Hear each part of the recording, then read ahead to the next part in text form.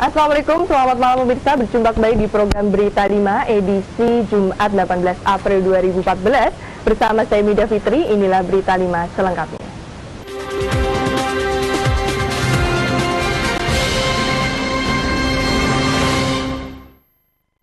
Selain berpotensi terjadinya bencana angin ribut dan banjir, cuaca buruk juga berimbas pada naiknya gelombang laut. Sehingga para nelayan dihimbau untuk waspada jika gelombang sudah mencapai ketinggian 3 meter. Cuaca buruk yang terjadi akhir-akhir ini akibat peralihan musim tak hanya berpotensi angin kencang dan banjir, namun juga berpengaruh pada meningkatnya gelombang di lautan, sehingga para nelayan tradisional di Kabupaten Pati dihimbau untuk waspada dengan ancaman gelombang tinggi. Koordinator Lalu Lintas Kapal Kesyah Bandaran Pelabuhan Juwana, Budiono mengatakan saat ini ketinggian gelombang laut berkisar setengah hingga 1 meter. Jika ketinggian gelombang naik secara tiba-tiba, para nelayan dihimbau untuk segera berlindung pada titik aman ataupun singgah di pulau terdekat. Untuk himbauan kepada pemilik kapal nakoda tetap kita peringatkan untuk waspada, jadi tetap memantau perkembangan cuaca yang terjadi.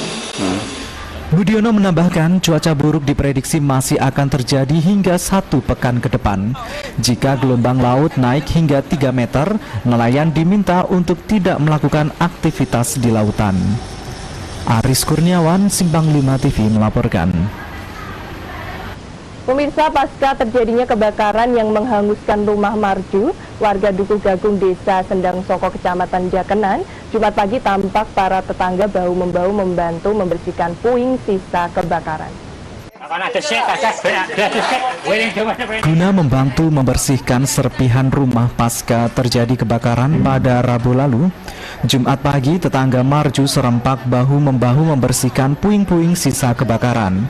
Marju dengan dibantu tetangganya tampak mengangkuti pecahan genting serta kayu yang hangus terbakar untuk dibawa di pinggir jalan. Lamijan, Kadus 2 desa setempat mengatakan gotong royong tersebut dilakukan dengan tujuan untuk meringankan beban serta membantu keluarga Marju agar dapat segera mendirikan pondok sementara.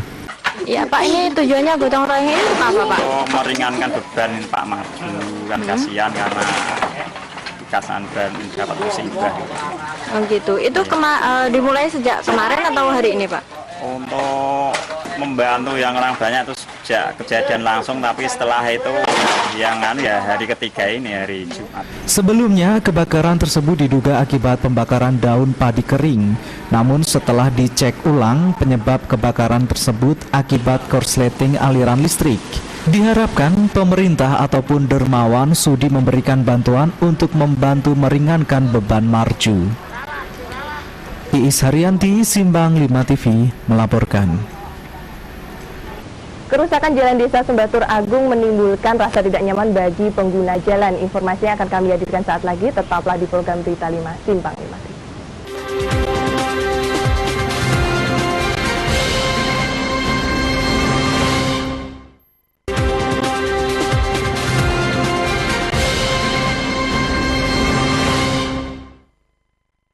Terima kasih pemirsa, Anda masih bersama kami di program Berita 5 Simpang 5 TV.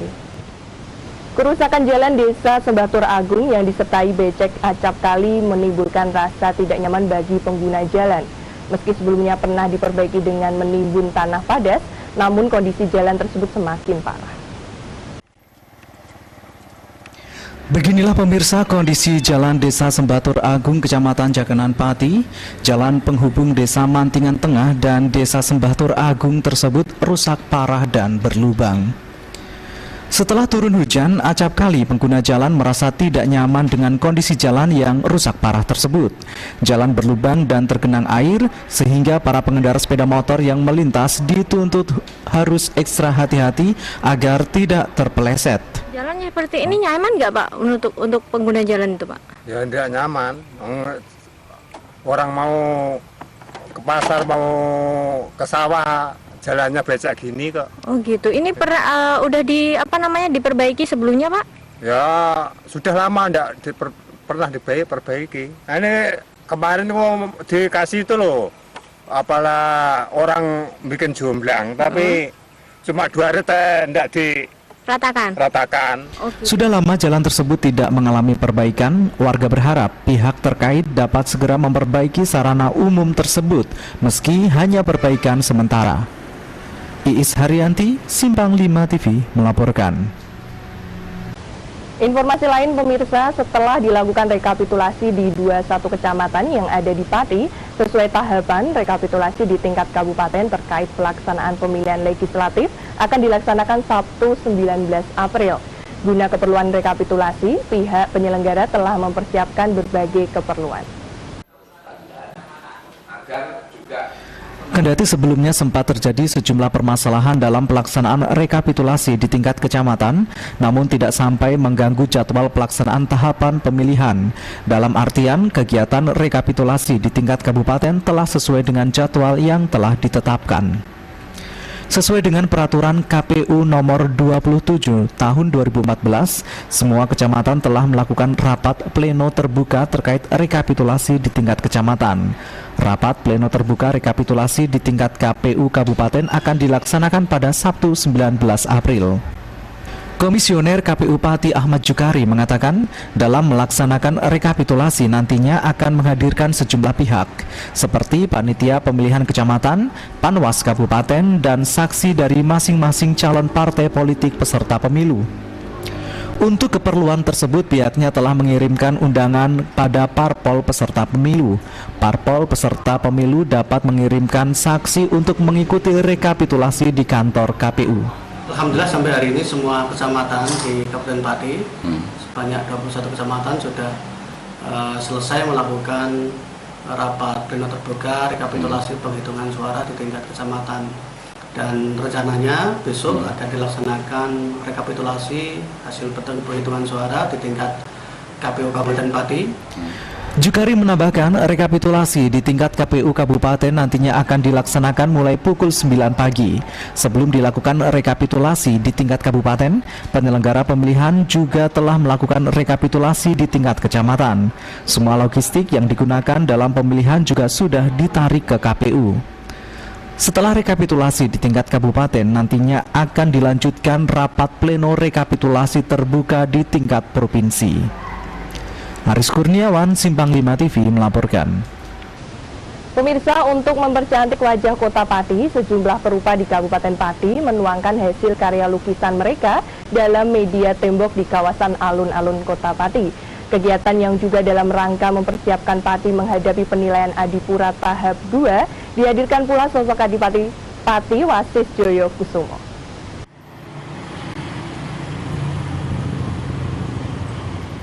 Sejumlah perupa di Pati menghadirkan sosok tokoh Adipati Pati Wasis Joyokusumo di kawasan alun-alun Simpang 5 Kota Pati.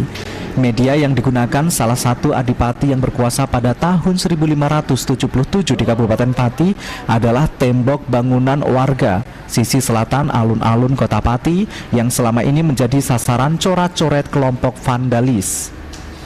Oleh karena itu, untuk mempercantik lingkungan di pusat kota Pati melalui media tembok, digaraplah mural atau lukisan tembok yang menggambarkan sosok Adipati Wasis Joyokusumo yang sedang menunggangi sapi Pragolo. Menurut salah satu perupa, Joko Wahyono, selain untuk mempercantik wajah kota Pati dengan lukisan-lukisan yang mengangkat tema lokal, juga sebagai upaya dalam mempersiapkan Pati menghadapi penilaian Adipura tahap 2. Selain sosok tokoh Adipati Pati, juga mengangkat slogan Pati Bumi Minatani, sehingga sektor perikanan dan pertanian juga masuk dalam tema lukisan tersebut. Kita itu mengajukan tema, satu itu sejarah, kemudian seni tradisi, kemudian konsep slogan Pati Bumi Minatani itu. Antara yang selama ini di Pati itu kan punya tokoh Wasis Joyokusumo, itu kan akan tenggelam gitu nih, tidak pernah terangkat. Ini yang kita mencoba untuk kita angkat kan. Selebihnya, mengangkat pula bahwa Pati juga mempunyai kerajinan batik bakaran. Tak ketinggalan, tema lukisan juga mengusung kesenian tradisional yang mampu bertahan hingga saat ini, seperti tayub dan barongan. Edi Setio, Simpang 5 TV melaporkan. Jangan kemana-mana pemirsa, informasi mengenai Dahlan Iskan akan kami hadirkan saat lagi usai pariwara berikut ini.